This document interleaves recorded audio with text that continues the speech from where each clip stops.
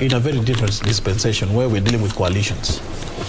And all coalitions, all members of party members to a coalition are basically registered, unlike before. And there is a...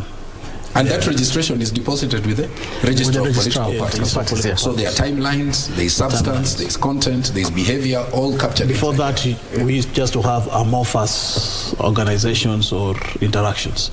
But right now, everything is anchored in law.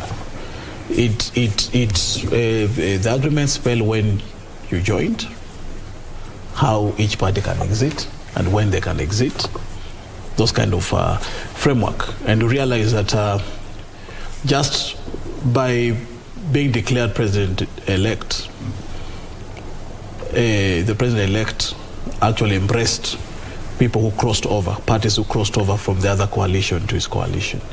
If truly you're saying, no handshake, I want a strong opposition, don't weaken the opposition.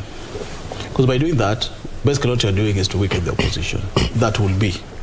Because then what follows is that you'll be getting numbers to your side to the extent that the opposition gets weakened in terms of numbers, and then it's easily beatable when it comes to voting and debates and whatever in parliament.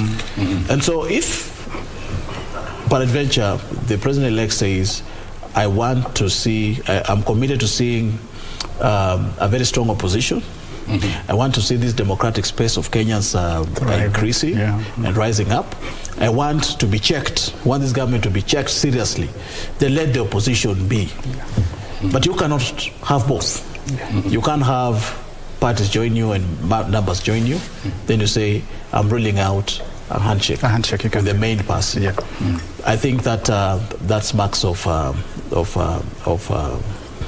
pretense. Again, the issue of handshake has never been to destroy opposition. The issue of handshake has been to bring a country, and more particularly a very fragmented country like ours, together.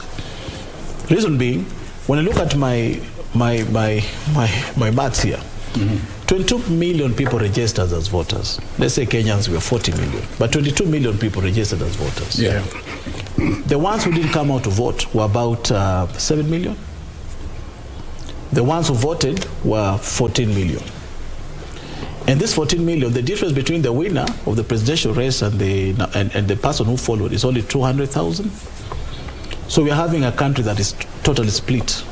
In the middle. Yes. When you look at those who voted for Raila, maybe 7 million, because the difference was some few hundreds to make 7 million, plus the 15 million who did not turn up, let me say my maths, plus the 8 million who did not turn up to vote. 8 plus 7, talk of 15 million Kenyans.